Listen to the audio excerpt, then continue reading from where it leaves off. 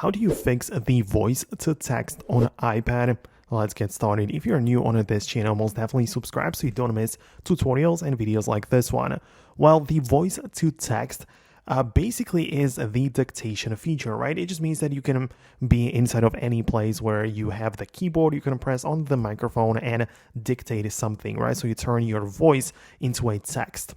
And in order to fix that or to change some of the settings, open up the main settings app, then go to the general section and you can find the keyboard.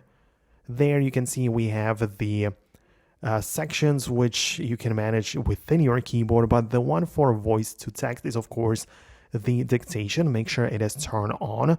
You can also change the auto punctuation settings if you feel like that could be the issue for you, but most importantly there is the dictation languages.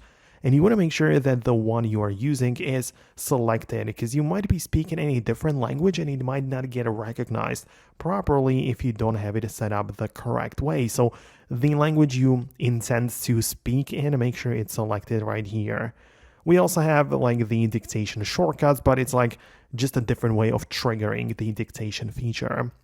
One last thing which I want to show you is inside of the voice memos application, like if you have a lot of text which you want to convert, like a lot of sound or voice speech, right, that you want to turn into a text, you can also use the voice memo, which now has the transcribe feature, and you'll be able to just speak in here directly and just copy the huge text and do whatever you want with it. So a lot of people use it in that sense as well. But that's it from me. Let me know what you think about that below. Let me know if it worked.